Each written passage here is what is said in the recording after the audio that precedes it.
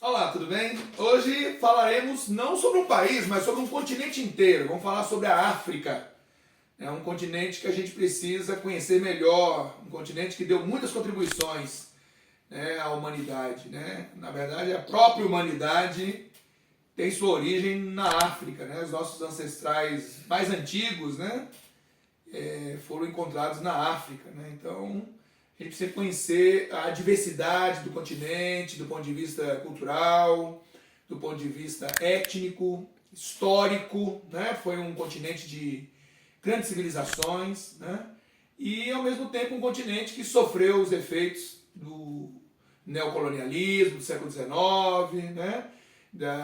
As lutas pela independência, uma série de confrontos interétnicos que até hoje se estendem no continente e uma série de mazelas socioeconômicas, né, mas que nós não podemos reduzir o continente a essas notícias e a esse estereótipo, né, porque na verdade é um continente inteiro que nós estamos falando, são mais de 50 países, né, e com uma longa história, né. Então a gente vai conhecer um pouco melhor esse continente, ok? Pessoal, a África é um continente de 30 milhões de quilômetros quadrados, né? E com uma população que está em torno hoje de 1 bilhão de habitantes, né? É um continente marcado por muitas características, né? Uma delas é a sua elevada taxa de crescimento demográfico. Entre os continentes é o que cresce mais aceleradamente ainda, né? Quer dizer, a transição demográfica da África está atrasada quando comparada a outros continentes, inclusive continentes ou subcontinentes periféricos, né, como a América Latina, como a Ásia Meridional, né? Se você comparar, você vai ver que a África ainda cresce de forma mais acelerada do ponto de vista demográfico, né? Uma outra questão que envolve a África é a sua grande diversidade natural. A África, por ser um continente grande, né, são 30 milhões, é o mais tropical dos continentes, né? É o continente que tem uma maior extensão de terras entre os trópicos, né, cortada pelo Equador, né, e com uma estrutura geológica bastante antiga, né. Lembre-se que na antiga Pangeia, né, quando todos os continentes estavam unidos, né, a costa ocidental da África estava colada na costa leste da América, né? Quer dizer, o Brasil estava encaixado ali no chamado Golfo da Guiné da África, né? Faziam parte do mesmo núcleo, né? E a África, assim como o Brasil é rico em recursos naturais, a África também é muito rica em recursos naturais, né? O continente africano é um grande maciço antigo, né? Um escudo cristalino, os terrenos mais antigos do planeta, e onde você encontra grandes reservas de minerais metálicos, né? Esse é um dos elementos que atraíram historicamente muita atenção para o continente e até hoje, né? Outra coisa é a variação climática, né? Embora haja predomínio de climas tropicais e tudo mais, mas a África tem uma variedade climática que vai desde o clima mediterrâneo, né, lá no norte da África, passando pelo clima semiárido, árido do deserto Saara ao norte, né?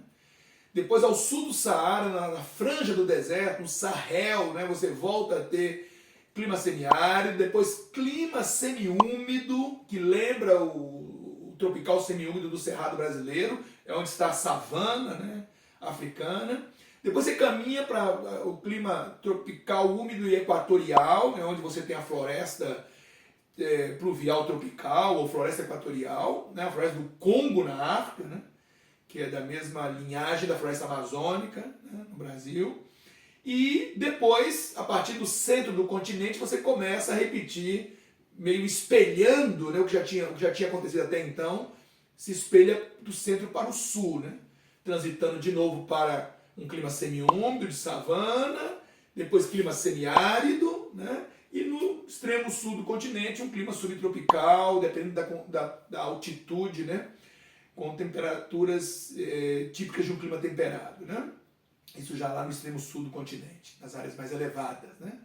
Então é um continente com muita diversidade, né? Uma antiguidade geológica.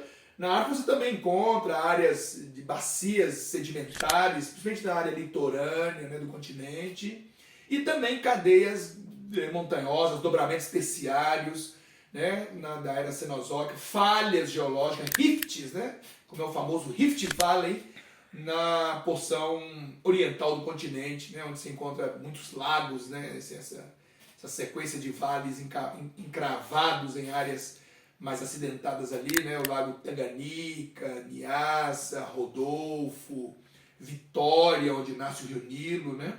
Inclusive o ponto mais alto do continente, né, o Monte Kilimanjaro, está nessa porção oriental da África, mais especificamente na Tanzânia, né?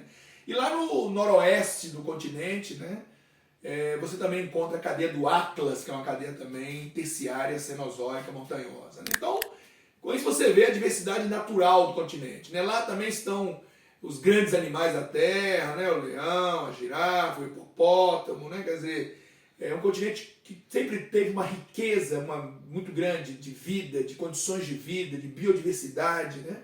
Que permitiu a existência dessas vidas todas, inclusive da origem do homem, né? O Homo sapiens, né, tem seus ancestrais mais antigos na África, né?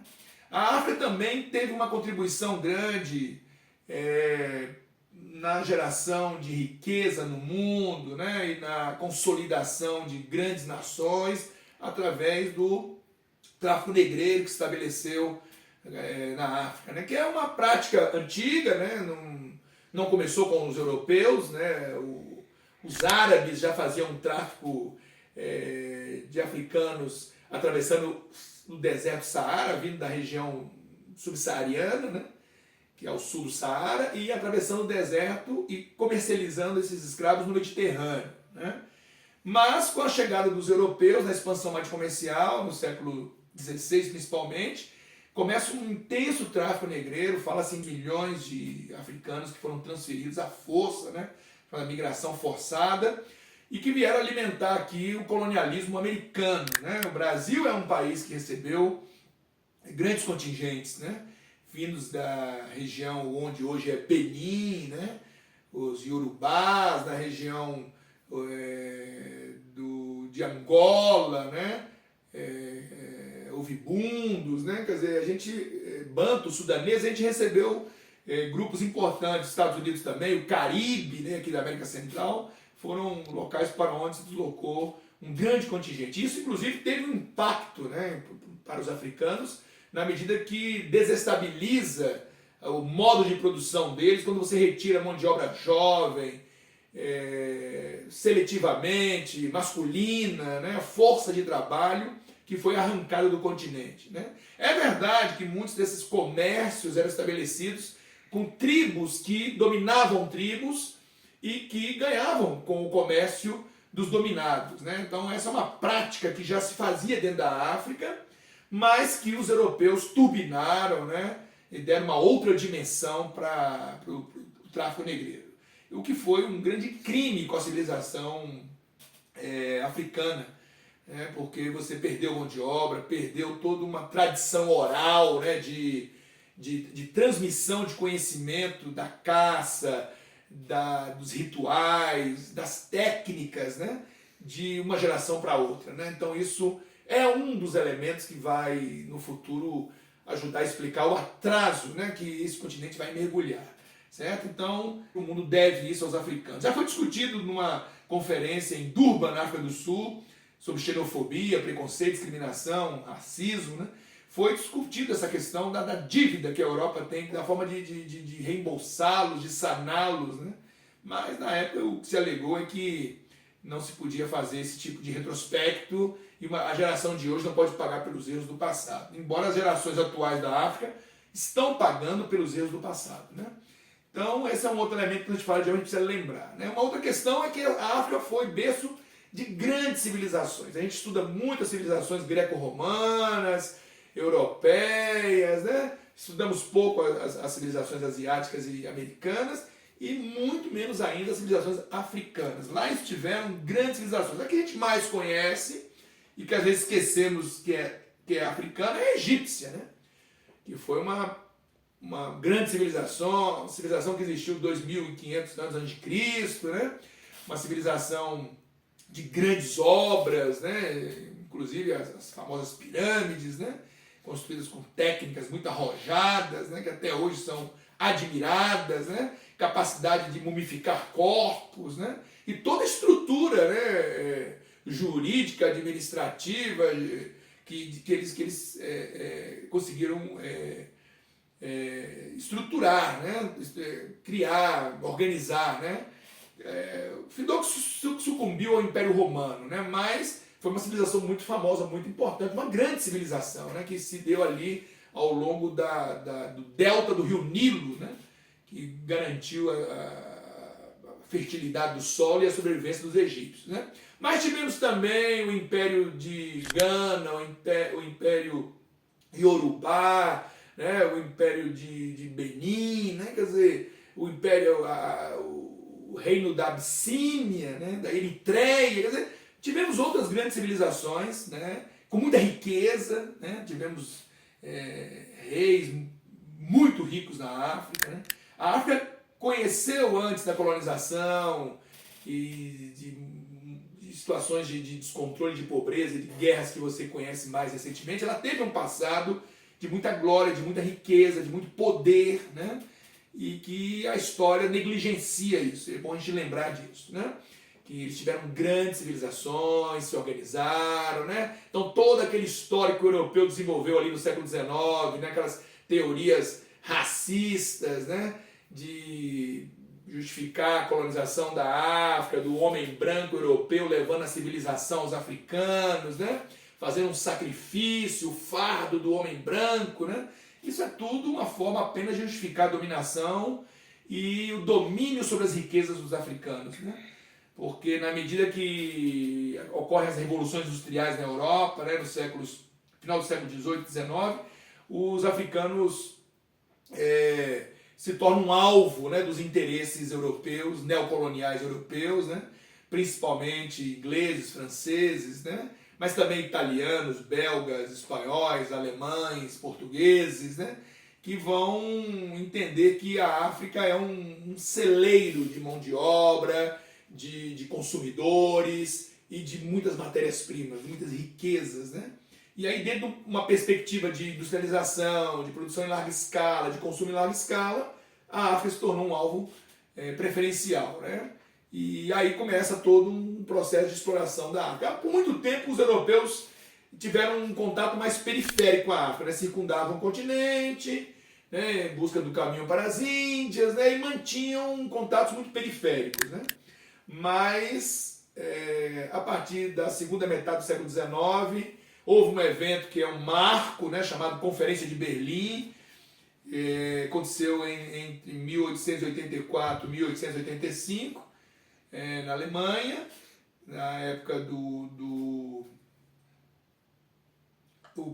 sugerido, na verdade, pelo imperador belga Leopoldo, né?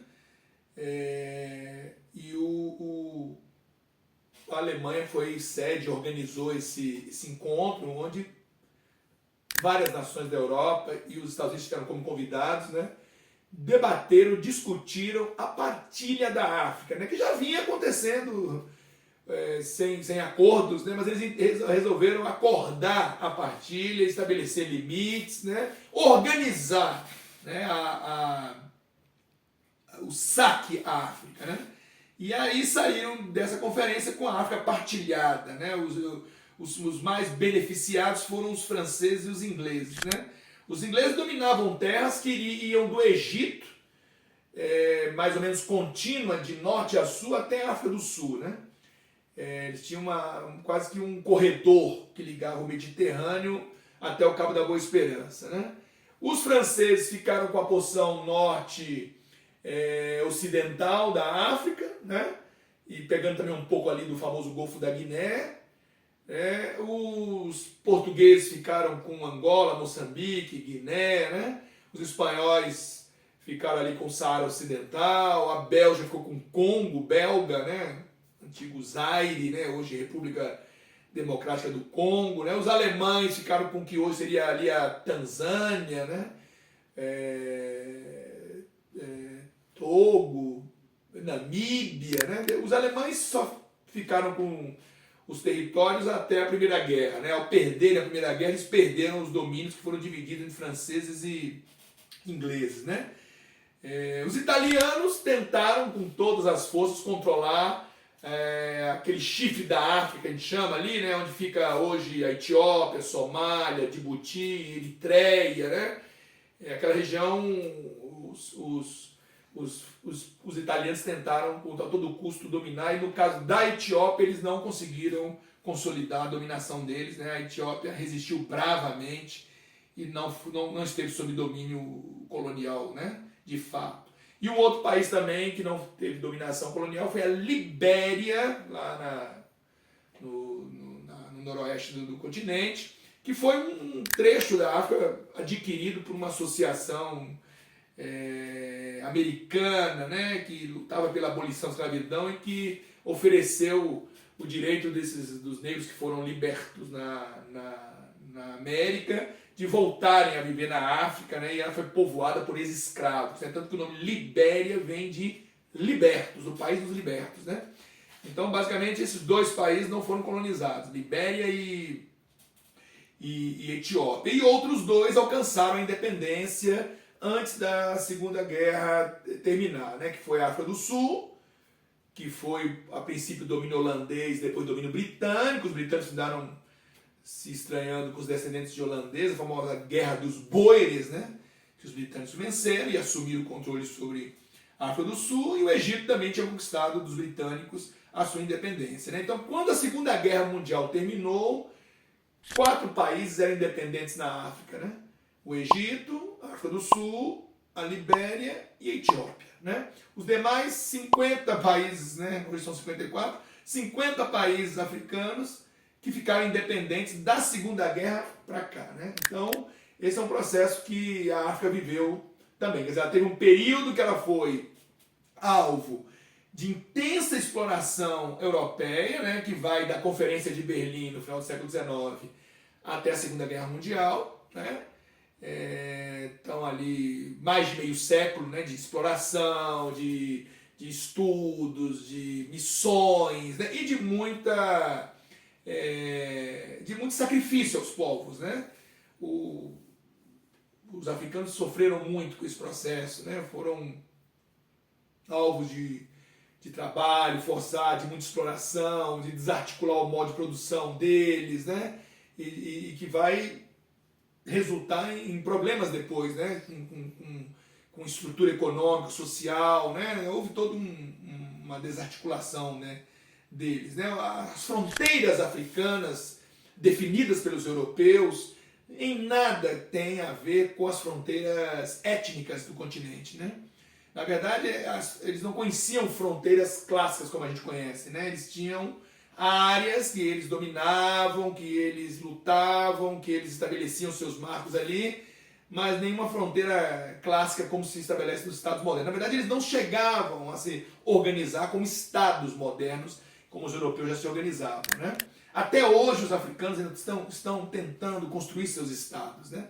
Um dos problemas estruturais da África é não ter conseguido organizar ainda de forma mais complexa os seus estados. São estados muito frágeis e que dificultam a infraestrutura, o comércio, a credibilidade, a confiança, e com isso não atraem os investimentos, não se organizam, não conseguem deter a violência, né? Não consegue combater os problemas que impedem uma maior produtividade agrícola, né? Quer dizer, tudo depende de um Estado organizado que possa investir, que possa ter um planejamento, que possa ter políticas públicas, né?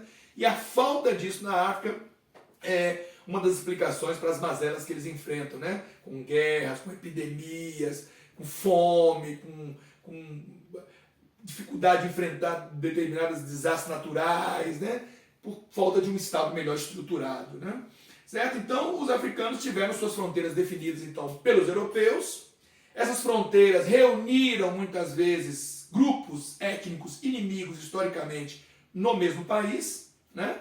E isso vai ascender cada vez mais e incentivar cada vez mais e dar maior propulsão às rivalidades interétnicas, né? Que levarão a muitas guerras e muita destruição, né? Quer dizer, o europeu tem uma responsabilidade muito grande nessa questão, por ter organizado o continente, desrespeitando os limites que ali estavam postos pelos grupos rivais, grupos étnicos e tudo mais, né? E mesmo depois da independência, findou-se concluindo, depois de muito debate, de que não valeria a pena redesenhar as fronteiras africanas, né? Chamado princípio da intangibilidade das fronteiras, eles chamam, né? Quer dizer, não vale a pena arriscar redesenhar a fronteira e criar novos conflitos, né? Claro que isso também atende aos interesses das lideranças africanas que estruturaram o seu poder em cima das atuais fronteiras e do atual modelo administrativo, jurídico que ali está posto, né? E eles também não querem desmontar esse edifício que favorece essas lideranças, né? Que aí está um outro problema africano, né? Quer dizer, a problemática africana não se refere apenas ao período de colonização, neocolonialismo, exploração europeia, fronteiras artificiais, intervenção estrangeira, tem todo esse passado que a gente não pode desprezar, né? Escravidão, tráfico negreiro, extração de suas riquezas, né?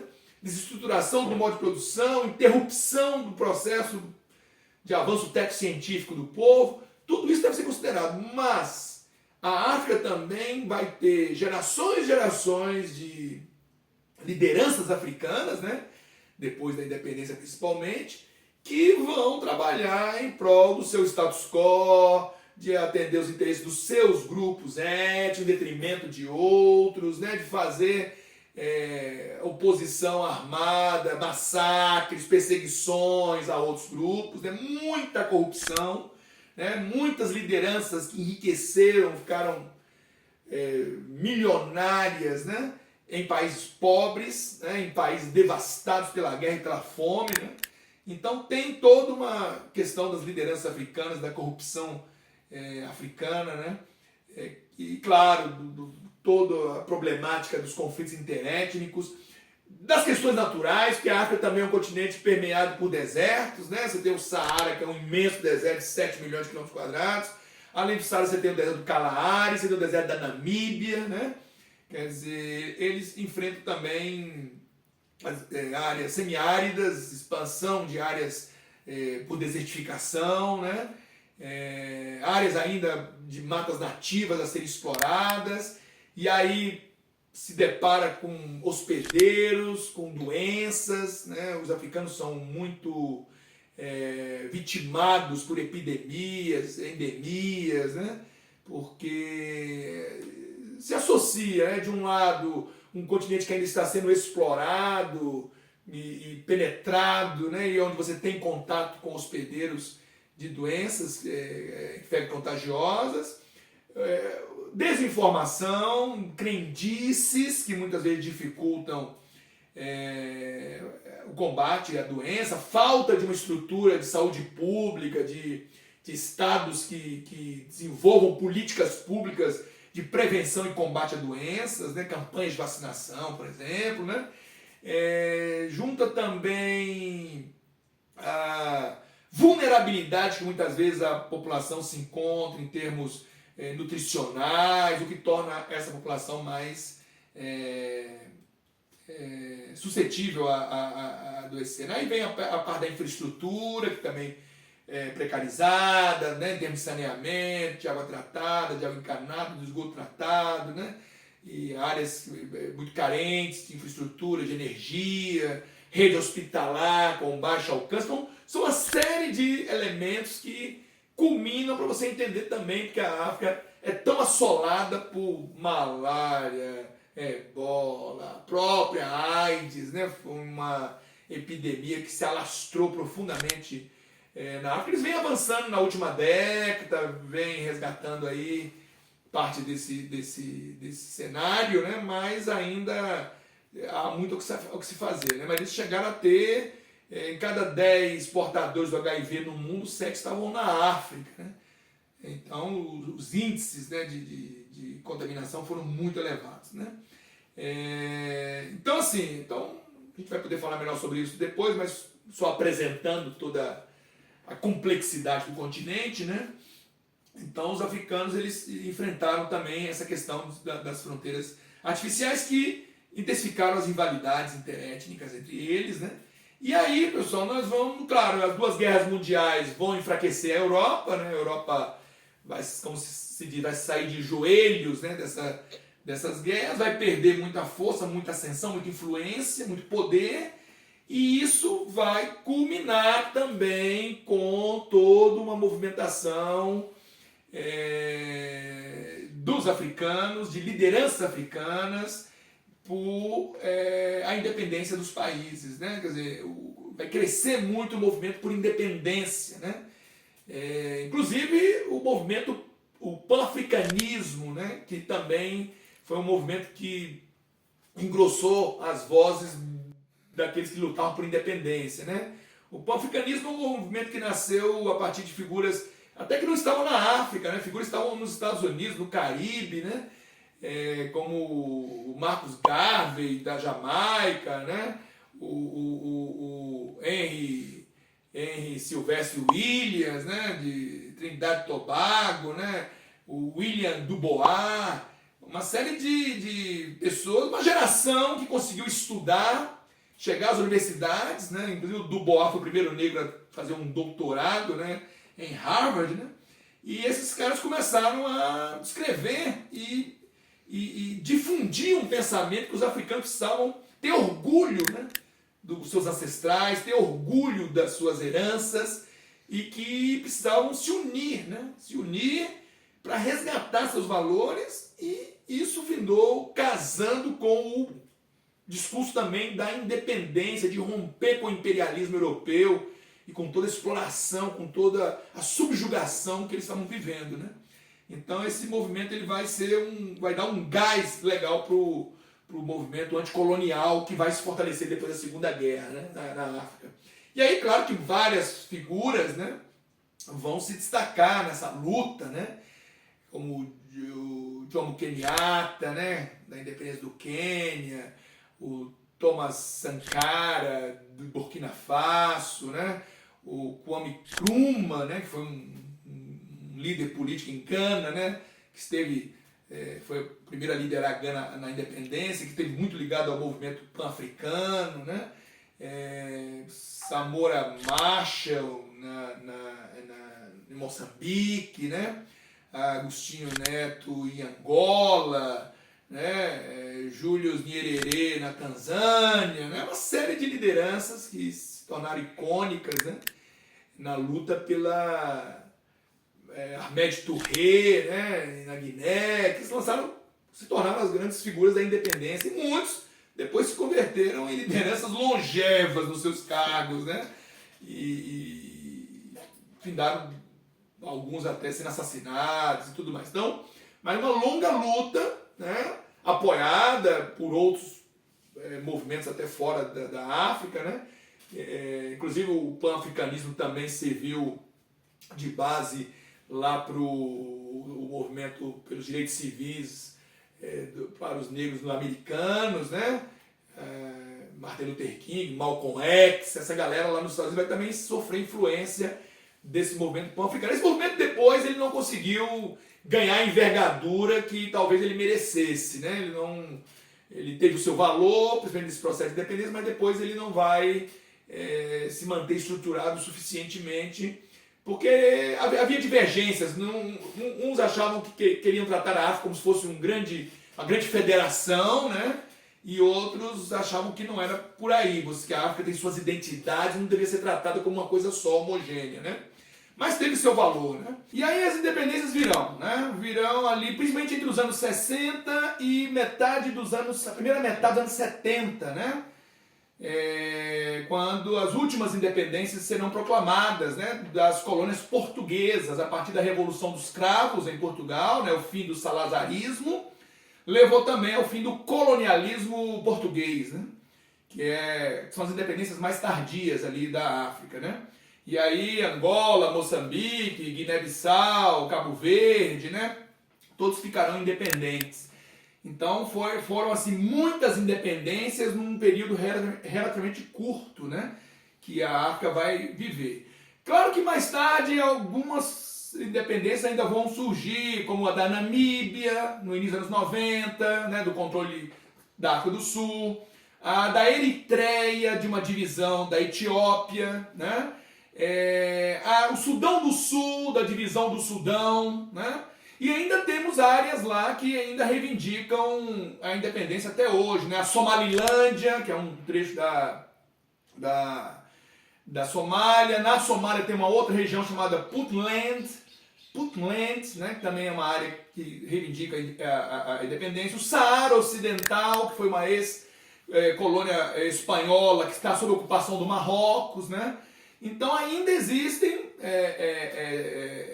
movimentos, né, que ainda estão em busca de independência, né?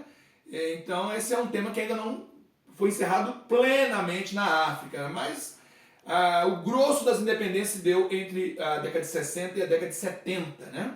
E aí, pessoal, a gente vai encerrar esse nosso primeiro encontro aqui, né? No próximo encontro a gente vai dar continuidade ao histórico da África e das suas características, né? Os principais temas que envolvem esse assunto África, né? Que é um assunto muito interessante. Espero que vocês tenham gostado e até a próxima. Nationalism is the wave of the present and the future. It is nationalism that's bringing freedom to oppressed people all over the world. It was nationalism that brought freedom to the Algerians. It was nationalism that brought freedom to the Nigerians and to the Ghanaians. It was nationalism that brought freedom to the people of Uganda and Tanganyika and Sudan and Somaliland. The Africans didn't get it by sitting in. They didn't get it by waiting in. They didn't get it by singing "We Shall Overcome." They got it through nationalism.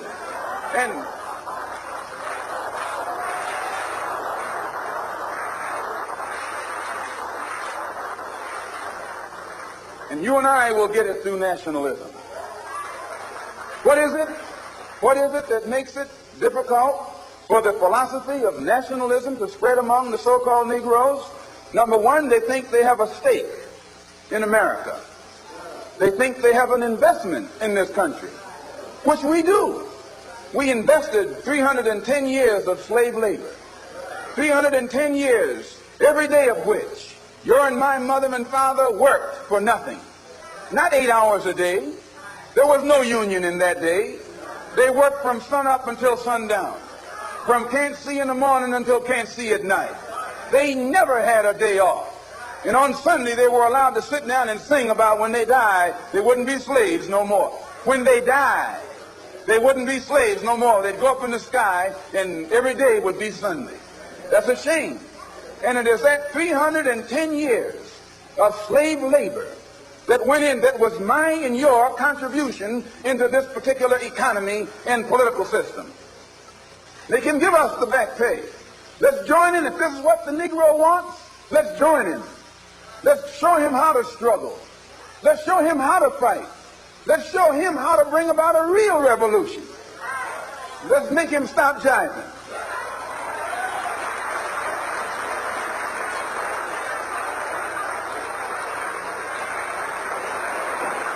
You don't need a debate. You don't need a filibuster. You need some action. The power of this man's courage to say this stuff. It changed the entire trajectory of my life. He was becoming a figure that transcended the Nation of Islam. It was politics that really started the rift between Malcolm and the nation. No, the white man is the greatest hate teacher that ever walked the earth. The FBI was deathly afraid of someone like Malcolm X. What kind of democracy is that? People had to start wondering, if something happens to Elijah Muhammad and Malcolm becomes the leader, it's over for all of us. And just then the gunfire went off.